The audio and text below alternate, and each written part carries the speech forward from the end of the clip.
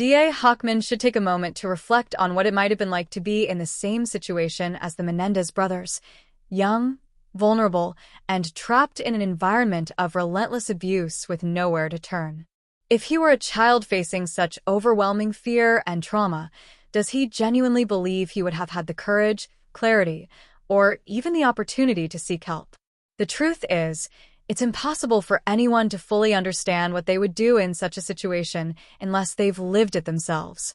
It's easy to pass judgment from the outside, but the psychological effects of SA can distort a victim's ability to think rationally or act in a way society deems appropriate. Instead of dismissing the new evidence and the brothers' claims, perhaps DA Hochman should consider the deeper, nuanced reality of the psychological scars they carry, scars that many now recognize, especially the newer generation, as valid and devastating truths. District Attorney Hochman cannot simply pick and choose which witnesses to believe when it comes to a case as critical as this. Over 50 witnesses in the Menendez brothers' first trial gave testimony that alluded to some form of abuse. These witnesses, family members, coaches, teachers, were all sworn in under oath to tell the truth, the whole truth, and nothing but the truth, so help them God. Their accounts cannot be casually dismissed or selectively ignored just because they do not align with a preconceived narrative. It is the court's duty, and by extension, the DA's duty, to treat sworn testimony as truth unless there is clear evidence to the contrary.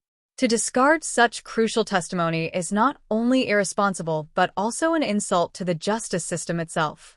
Even back in 1996, when societal understanding of male sexual abuse was limited, it was already difficult to fathom ignoring this kind of evidence.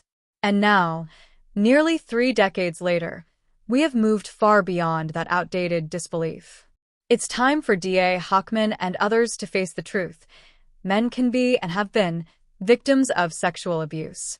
Dismissing the accounts of these witnesses only perpetuates the harmful stigma that silences survivors and denies them justice.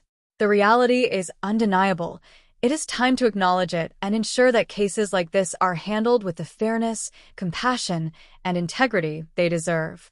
Ignoring such testimony is a disservice not only to the Menendez brothers, but to every survivor whose voice has been marginalized or ignored. DA Hochman has repeatedly criticized Eric and Lyle Menendez, claiming that their defense strategy is built on lies and a refusal to take full responsibility for their actions. However, in his statements, he has made no mention of the concept of imperfect self-defense, a critical element that any legal professional of his stature should be well versed in. Imperfect self-defense acknowledges that while the defendants may have acted out of a genuine belief that their lives were in imminent danger, their actions may not meet the legal standard for justifiable homicide. According to Dr. Vickery, Eric Menendez truly believed that his parents were imminently going to take his and his brother's lives to protect their family secret. This belief was not born out of paranoia but was deeply rooted in the years of relentless abuse and psychological manipulation they endured.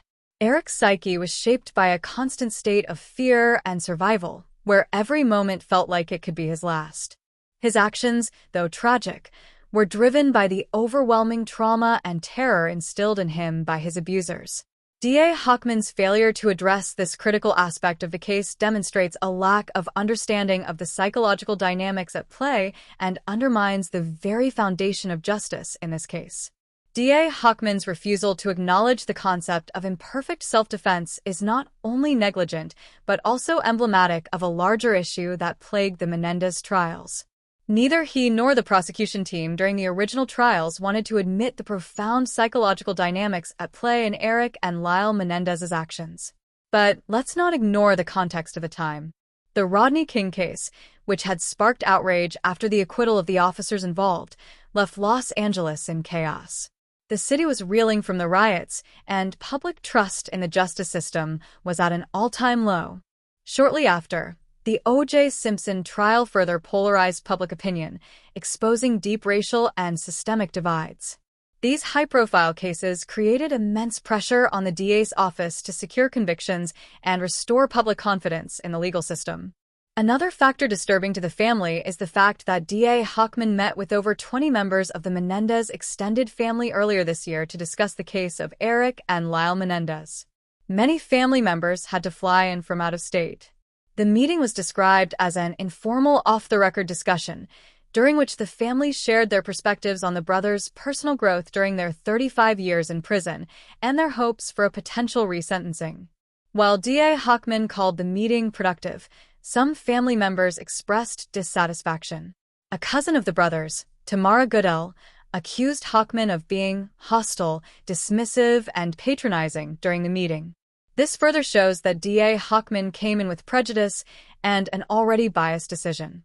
Furthermore, Tamara claimed his conduct left the family feeling re-traumatized and humiliated, eroding their trust in the DA's office.